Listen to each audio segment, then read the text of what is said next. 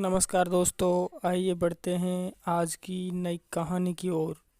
और अगर आप हमारे चैनल पर नए हैं तो हमारे चैनल डाटा 24 को सब्सक्राइब अवश्य करें और साथ में बेल आइकन को प्रेस करना ना भूलें ताकि हमारी हर वीडियो की नोटिफिकेशन आपको मिल सके।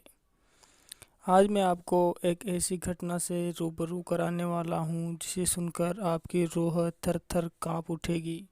आज की हमारी कहानी है दो बहनों के साथ घटी घटना के ऊपर। उत्तराखंड के एक कस्बे में रिया और सोनाक्षी नाम की दो बहनें रहा करती थी। वो दोनों जुड़वा थी और एक दूसरे के काफ़ी करीब भी। उनके पिता डॉक्टर और माँ टीचर थी। उनके और कोई भाई बहन नहीं था। लगभग 17-18 साल की उम्र की वो दोनों बहनें सीनियर में पढ़ती थी। स्कूल थोड़ा उनके मकान से दूर था, इसलिए पापा ने उनके लिए स्कूल जाने के लिए स्कूटी दिला रखी थी। दिखने में दोनों काफ़ी सुंदर लगती थी। स्कूल में उनके पीछे लड़कों की लाइन लगी रहती थी, लेकिन उन दोनों को इन चीज़ों में कोई इंटरेस्ट नहीं था, इसलिए वह किसी को भी भाव नहीं देती थी। संडे की छुट्टी में वह अलग अलग जगहों पर घूमने के लिए जाया करती थी। उनके पिता उन्हें बहुत प्यार करते थे, इसलिए वो उनके लिए हर वह सुविधा उपलब्ध कराते जो उन्हें चाहिए। उन्हें कोई आपत्ति नहीं थी कि तुम कहाँ घूमती हो, क्या खाती हो, क्या करती हो, क्यों करती हो। वह हमेशा अपनी बेटियों की खुशी में खुशी रखते थे। एक दिन ऐसे ही वो दोनों सैटरडे को शाम के समय अपने रूम में बैठी हुई प्लान बना रही थी कि कल संडे है, हमें कुछ ऐसी जगह पर घूमने चलने चाहिए जहाँ जाकर हमारा दिल खुश हो जाए, मन झूम उठे। सोनाक्षी कहती हैं, यार ऐसी कौन सी जगह हो सकती है, कई सारी जगहों पर तो हम घूम आ चुके हैं, पर इतना मज़ा कहाँ। फिर थोड़ी देर बाद सोचकर रिया कहती हैं, अरे सोनाक्षी, एक काम करते हैं, कल ट्रेंड्रा हॉरर पैलेस पे चलते हैं। सोनाक्षी कहती हैं, अरे रिया रहने दे यार, वहाँ खतरा है, पापा नहीं भेजेंगे। और वैसे भी हॉरर पैलेस पे क्या घूमना, कहीं और चलेंगे यार।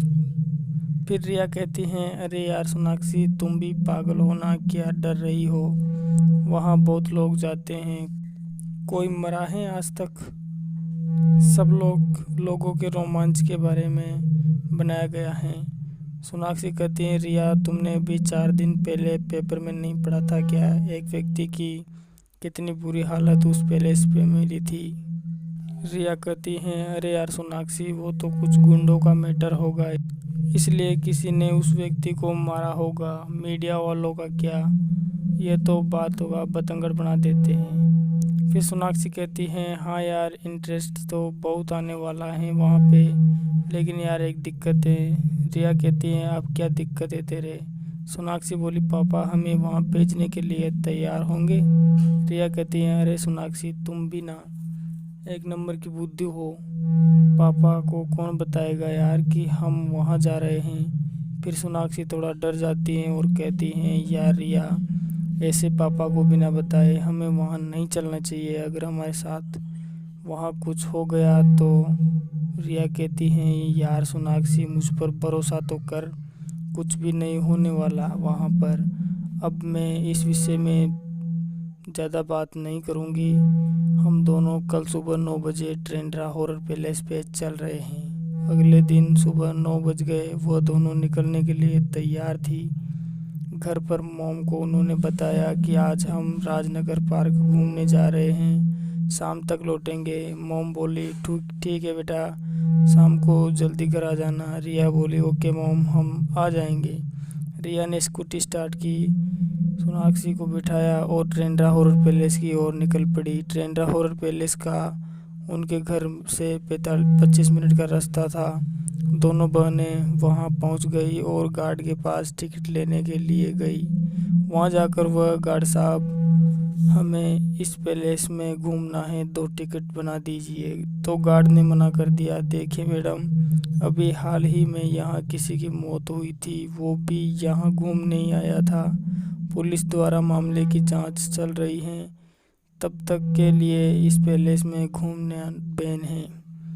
इसलिए आप अभी अंदर नहीं जा सकती। रिया थोड़ी जिद्दी थी। वो बोली, अरे सर, ऐसे कैसे अंदर नहीं जा सकते? सभी लोग तो यहाँ घूमने आते हैं और यह आदमी मरने का कौन सा नाटक लगा रखा है।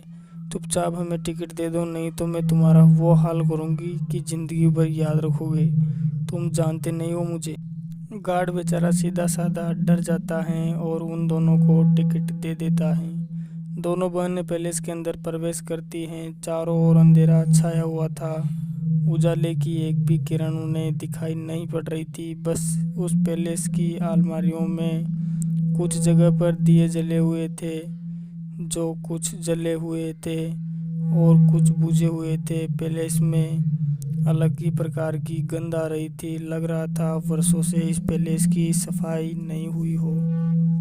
उन्हें वहाँ सब कुछ अजीब लग रहा था। खंडर खंडर भवन जिनमें प्रवेश करने की उनकी हिम्मत नहीं थी। अब सोनाक्षी को तो जल्दी से जल्दी वहाँ से बाहर निकलने की पड़ी थी। वो रिया को कोस रही थी, तुम्हें उस गार्ड के साथ इस तरह बिहेव नहीं करना चाहिए था। क्या ज़रूरत थी तुम्हें इतना सब कुछ करने की? क्या पापा पाया तुमने यहाँ आकर? यही गंदी से युक्त खंडर भवन और यह चार दीवारी। जैसे ही रिया ने एक रूम का दरवाज़ा खोला तो वो दरवाज़ा खोलने पर आवाज़ आई। उसे सुनकर वह थर थर काँपने लगी।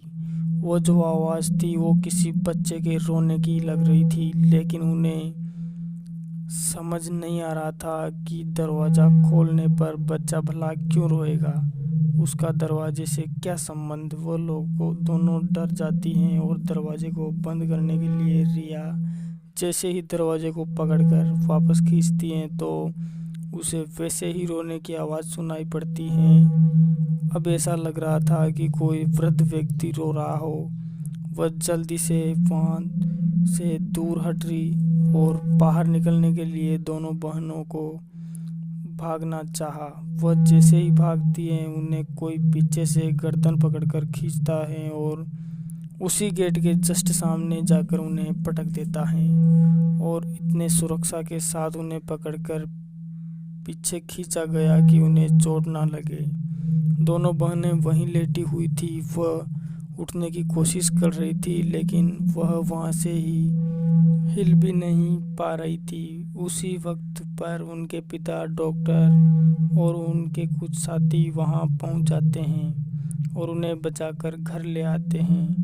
दोस्तों, अब आप सोच रहे होंगे कि उनके पिता को क्या पता कि हमारी बेटियाँ वहाँ गई हैं। दरअसल वो जो गार्ड था उसने उनके पिता को बता दिया था कि आपकी बेटियाँ आज हमारे हॉरर पैलेस पर आई थी और मेरे मना करने पर भी वह घूमने के लिए अंदर चली गई और मैंने उनसे लाख मना किया, लेकिन उन्होंने मेरी एक नहीं सुनी।